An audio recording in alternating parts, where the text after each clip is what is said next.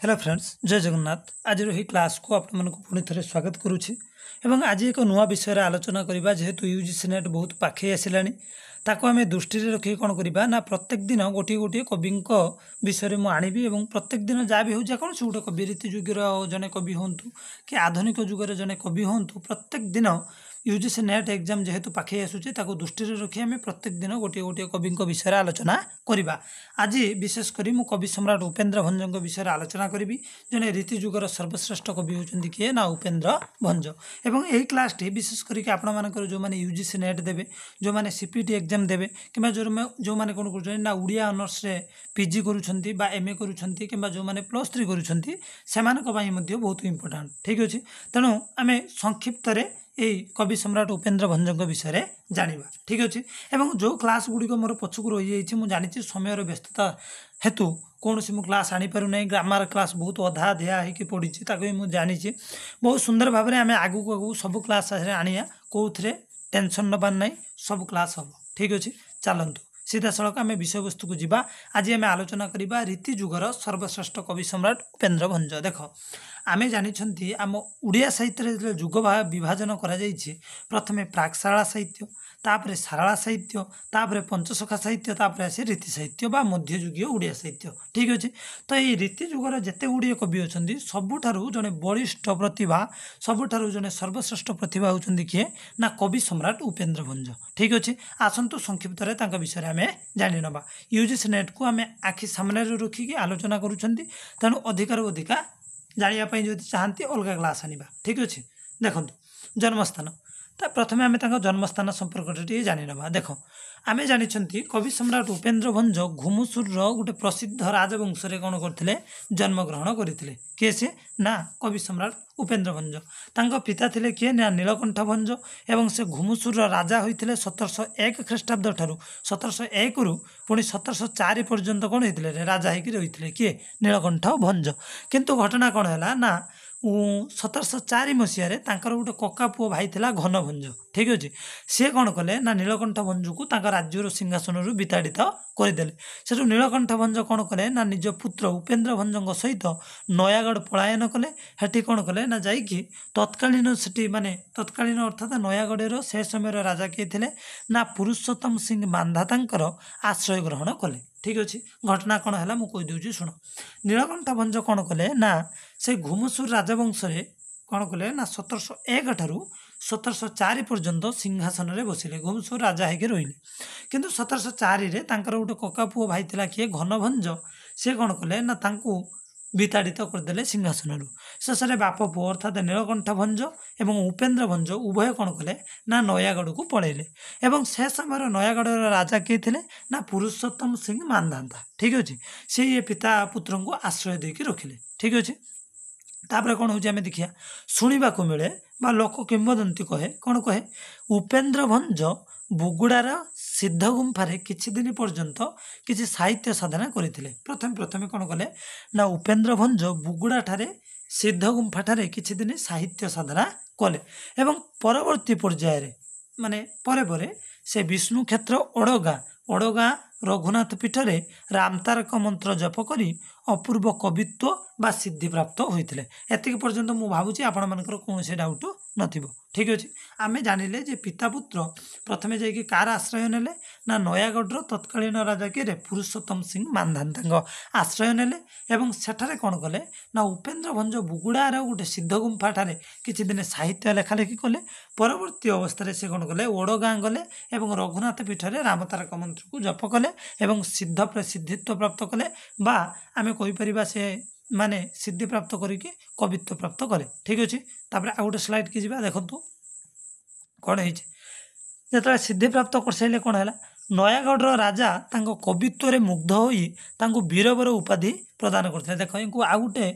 माने उपाधि मिलता कवि सम्राट उपेन्द्र भंज को कौन वीरवर कहीं ना नयागढ़ जो राजा थे से यही सब सिद्धित्व को देखिकी माने खुशी हो गले एवं वीरवर उपाधि देले। देख भूषित कले कौथे वीरवर उपाधि एवं निज कन्या माने निज झील सहित बह करदे एवं से नयागढ़ मालीसाही मृत्युंजयपुर गोटे जगार ना है कौन मालीसाही मृत्युंजयपुर शासन में बसवास कर समस्त व्यवस्था करदे। घटना कौन हो मुझे शुणु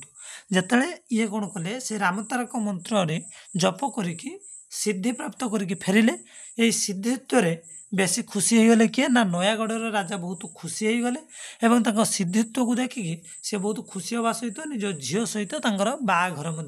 करदेले। जमिति तांकर बाहाघर सरीगला माने उपेन्द्र भंज तांको स्त्री रहिबापई नयागढ़ राजा कौन कले ना मालीसाही मृत्युंजयपुर गोटे जगह अच्छी सेठारे कौन कले तांको रहिबापई बसवास करिवार समस्त माने व्यवस्था करदेले। ठीक अच्छे तापर देख किछि दिन पर उपेन्द्र भंजंकर पितृवियोग घटिला अर्थात सेठी रहिबार किछि दिन पर बापा मरीगले कार उपेन्द्र भंजंक बापा मरीगले एवं परवर्ती अवस्था से निज पत्नी को हराइले। किछि दिन पर स्त्री हरिगले माने मरीगले। तापर दारुण दुखरे आविर्भूत होई उपेन्द्र भंज शेष फेरी स्वराज्य घुमुसुर राज्य को शेष से ये है घुमुसुर को फेरिले नयागढ़ रोले ना कहीं स्त्री भी मरीगले बापा ही मरीगले बहुत दारुण दुख देला से सी आठ न रही सीधा सड़क फेरिले निज जन्मस्थान को। देख निज परिवार वर्गंकर परामर्श क्रमे से बाणपुर राजा अच्युत हरिचंदन रायंकर ज्येष्ठ कन्या पानी ग्रहण कले। शुण सेठी तो स्त्री मरीगला बापा मरीगला शेष से घुमुसुर फेरिले। घुमुसुर निज परिवार स्वजन वर्ग सहित रहिले माने बंधु बांधव परिवार सहित रहिले। रही सारापर परिवार लोक कौन कले ना कहले कौन राजा तुम खाली रुहनी आ गोटे बाहु शेष से आउ गोटे राजा कौन ना बाणपुर राजा अच्युत हरिचंदन जे जो बड़ झील सहित यांकर विवाह है। किंतु दुखर कथा दुर्भाग्यर कथा कौन है ना अकाल वियोग घटिला कार से जो ज्येष्ठ कन्या कार ज्येष्ठ कन्या अच्युत हरिचंदन ज्येष्ठ कन्या मृत्यु है। ठीक अच्छे तापर आगू जा उपेन्द्र भंजंकर जन्मकाल संबंध में आम पाखे निर्दिष्ट प्रमाणर अभाव रही किंतु गोटे सकृत माने रसलेखार से कौन कर रासलेखा सॉरी ये रसलेखा हम। ठीक अच्छे तो यही ग्रंथ रे दिव्यसिंह देवंकर सप्तविंश अंश से माने गोटे निजे लिखिं कौन जो रसलेखा से सी स्वीकार कर ना दिव्यसिंह देवंकर सप्तविंश अंक समाप्त करते माने सप्तविंश अंक यहाँ माने से रसलेखा को समाप्त करते। तेणु गणना अनुसार आम जब देखिया ये 1714 हम माने ये जो रसलेखा बईटा से लिखुले 1714 परिसमाप्ति घटी। तेणु आम रखती कौन ना महाराज दिव्यसिंह देवंकर समसामयिक कवि होती किए उपेन्द्र भंज एवं दिव्यसिंह देव बहुत सम्मान उपेन्द्र भंज को देते विभिन्न प्रकार जो उपहार जहाँ कहते बड़ बड़ पुरस्कार देते। ठीक अच्छे आपड़ लिखिक रखिए सर्टकट पीडीएफ टेंशन ने मो टेलीग्राम को पड़े मुझे टेलीग्राम रे कौन करी ना लिंकटा देदेवी आपको पीडीएफ पाइबे। ठीक अच्छे देख जड़े व्यक्ति अच्छा डॉक्टर दंडपाणी बेहेरा। ठीक अच्छे सी गोटे पीएचडी संदर्भ माने पीएचडी संदर्भ माने जिते पीएचडी करते गोटे थेसिस लिखिते कौन ना freedom movement in the state of Ghumsur in Odisha 1836 रु 1866 एतिक भितर से यही बहीटा लिखिते माने से बही लिखिते। तेणु उपेन्द्र भंजक समय सीमा से निर्धारण करी 1703 रु 1735 बोलिकी से कहते एक समय सीमा होकर किंतु कवि समय को पूरा एकदम जो डॉक्टर सुरेंद्र कुमार महाराणा जो ओडिया साहित्य इतिहास तादर देछि कौन ना मोटामोटी भाव में आम 1670 रु 1720 भितर उपेन्द्र भंजंकर समय सीमा आम धरी। ठीक अच्छे यूजीसी नेट रे जो माने माने यूजीसी नेट प्रिपेयरिंग कर क्वेश्चन उपर ध्यान देवे। ठीक अच्छे जे केते मसीह 1620 रु ना आम 1670 रु 1720 भितर धरी। ठीक अच्छे फ्रेंड्स एति पर्यंत क्लीयर तापर आम आगू टे देख शिक्षा दीक्षा जी उपेन्द्र भंज केते कौन पाठ पढ़ी देख लेखनी आउ अनेक बही निज स्वकृत ग्रंथ से लिखिं जे से बहुत नाटक बहुत काव्य पुराण अलंकार ज्योतिष शास्त्र कामशास्त्र धनुर्वेद अभिधान माने जो अभिधान डिक्शनरी तंत्र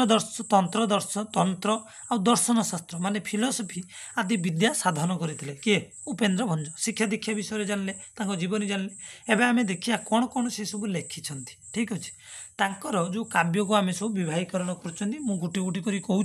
आपण मैंने ध्यान सहित देखिए तांकर पौराणिक काव्य अच्छे पौराणिक काव्य किए ना पौराणिक काव्य भितर से लिखिंट अबना रसतरंग तांकर एटा पौराणिक काव्य तापर से लिखिंट कौन ना कला कौतुक लिखिंट ठीक अच्छे तापर से कुंज बिहारी लिखिंट किंतु जो मैंने यूजीसी नेट देवे विशेषकर देखिए अबना रसतरंगर विषय वस्तु कौन क्या स्तुति करा कला कौतुकर क्या विषय वर्णना अच्छी विषय वस्तु कौन प्रथम क्या स्तुति करा केतोटी छांद एक सब देखिए हाँ छाड़ा मुझे कहीदे शुण अबना रसतरंग कला कौतुक